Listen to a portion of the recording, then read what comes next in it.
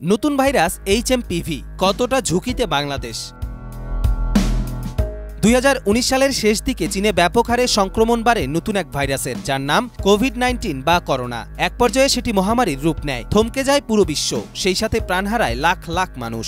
সেই মহামারীর 5 বছর পর আবারও নতুন ব্যাধি আতঙ্কে পূর্ব এশিয়ার দেশ চীন। এখনও নিশ্চিত হওয়া না গেলেও প্রাথমিক ধারণা করোনা ভাইরাস ও হিউম্যান মেটানিউমো ভাইরাসের সংক্রমণে দেশটিতে রহস্যময় এই রোগের প্রাদুর্ভাব।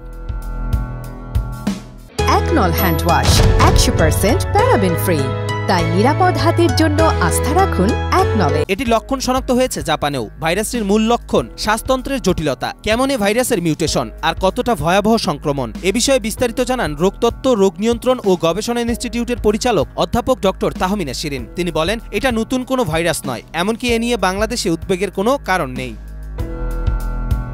তিনি আরও বলেন, শ্বাসতন্ত্রে ছড়ায় এমন অন্যান্য ভাইরাসের মতোই এটি, অনেকটা ইনফ্লুয়েঞ্জা ধরনের ভাইরাসের আক্রমণের মতোই, যার উপসর্গ হিসেবে জ্বর, সর্দি, কাশি, ঠান্ডা হয়ে থাকে। কোভিড-19 একেবারে ভিন্ন নতুন আবহের ভাইরাস হয় এর প্রাদুর্ভাব ও মহামারীর রেশ এতটা বিস্তর হয়েছিল। তবে এইচএমপিভি নিয়ে আতঙ্কিত না হওয়ার পরামর্শ দেন তিনি। বিশেষজ্ঞরা বলছেন, দেশে আগেও এইচএমপিভি ভাইরাসের অস্তিত্ব ছিল, এখনও শিশু আর প্রবীণদের শরীরে মিলবে এটির অস্তিত্ব। তবে আতঙ্কিত হওয়া যাবে না, করোনার মতো স্বাস্থ্যবিধি মেনে চললেই সংক্রমণ থেকে দূরে থাকা সম্ভব।